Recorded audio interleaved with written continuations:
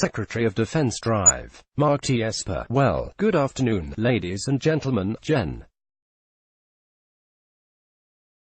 Dunford and I just returned from the White House, where we met with the President and his national security team to discuss options to deter Iran's continued aggressive behavior. As we have seen, the Iranian regime is waging a deliberate campaign to destabilize the Middle East and impose costs on the international economy. In recent months, Iran has increased its military activity through direct attacks and support to its proxies in the region, in the Persian Gulf and Gulf of Oman, which are vital waterways for global commerce. Iran has threatened the safe passage of ships by attacking commercial vessels and illegally seizing a British oil tanker. In Yemen, Iran is perpetuating war by providing sustained financial support and advanced weapons to the Houthi insurgency, and on June 20, Iran shot down a United States unmanned aircraft that was flying over international waters, despite repeated calls from President Trump to begin diplomatic talks. Iranian aggression continues to increase. In the face of this sustained malign behavior, the United States and other countries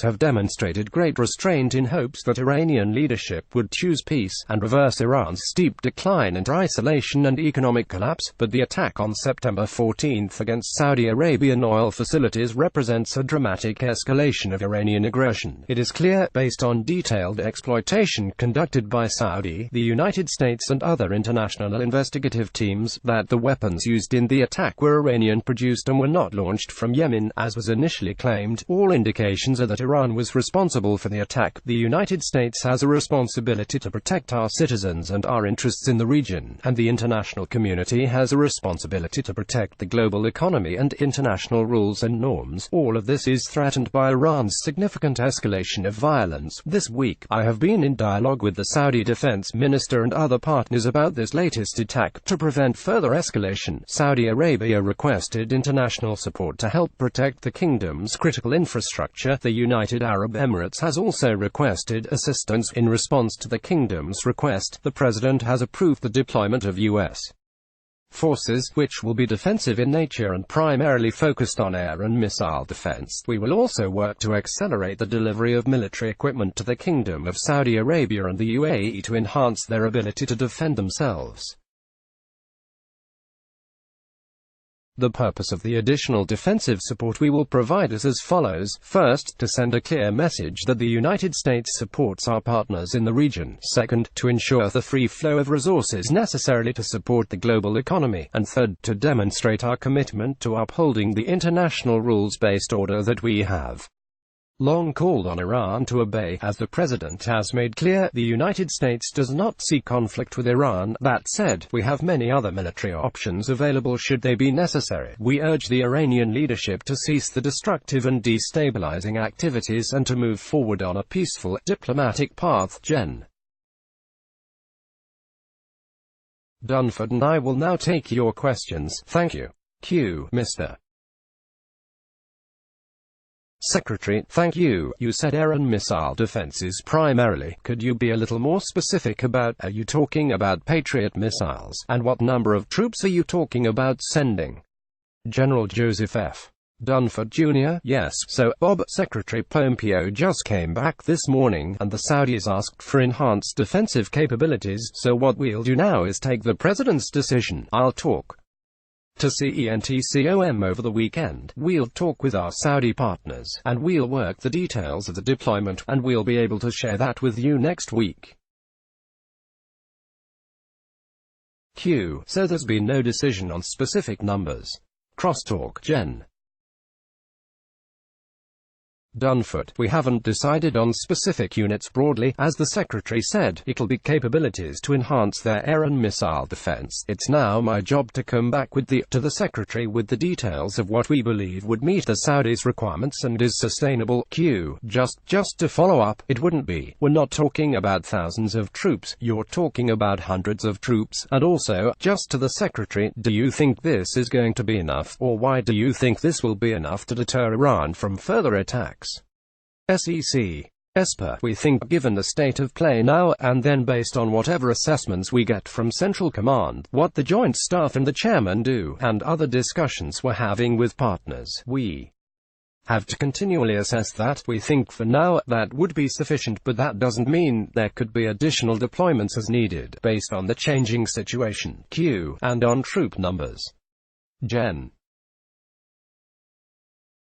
Dunford, I would say at this point, a moderate deployment, Phil, and we'll have more details for you next week, but not ready to share the details. Q, not thousands, thousands would be not moderate. Gen.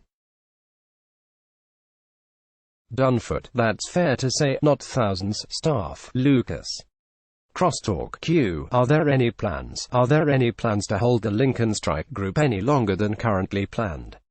SEC. Esper, we're not going to discuss any operational details at this time.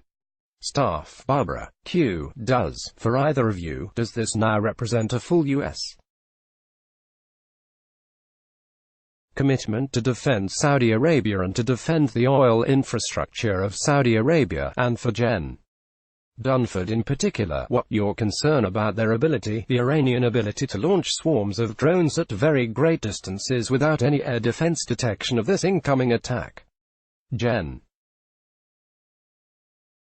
Dunford, so what I'd say, Barbara, in terms of what we're doing is we're contributing to Saudi Arabia's defense. We would be looking, as the Secretary said, for other international partners to also contribute to Saudi Arabia's defense, and with regard to dealing with a specific threat, like you just spoke about, no single system is going to be able to defend against a threat like that, but a layered system of defensive capabilities would mitigate the risk of swarms of drones or other attacks that may come from Iran.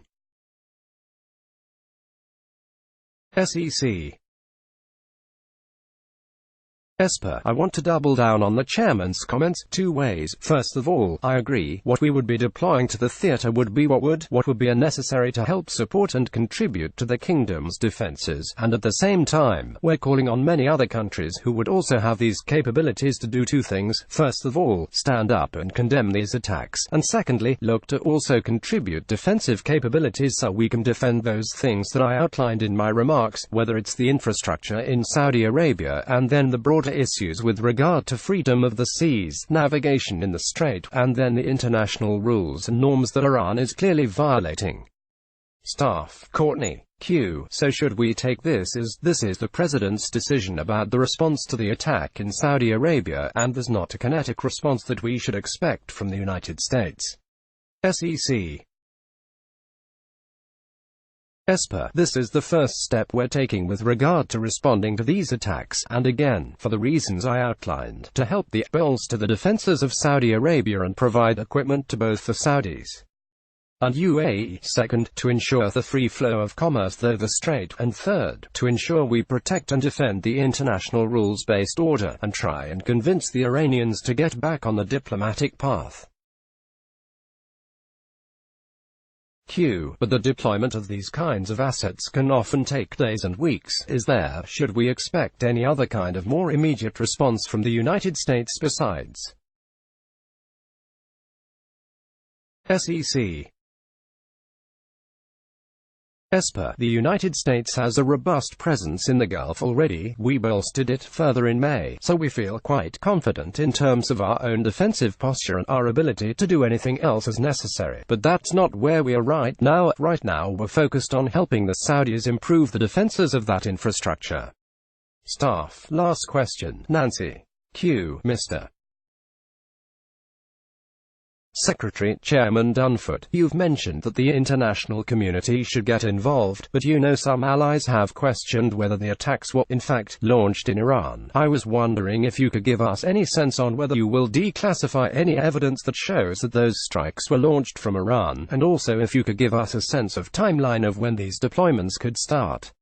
SEC. Esper, so I'll say a few things. First of all, the United States is on the ground in Saudi Arabia. The Saudi Arabians are leading this investigation, and we will keep them in the lead with regard to the forensics, so we need to let that play out and let the evidence play out. With regard to the partners and allies, first of all, I would commend Secretary Pompeo. He's been on the phone and on the Wrote the past few days, speaking to numerous allies and partners about this incident, and regardless of where you think it came from, the fact is the Saudis were attacked by both drones and cruise missiles and are still vulnerable to attack, so asking allies and partners to contribute resources to help them defend themselves and to defend those things I spoke about, I don't think is too much of an ask, given the situation. Jen.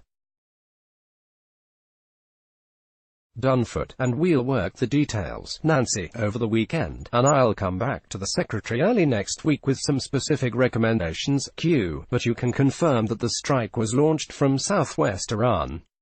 SEC. Esper. Thank you, everyone.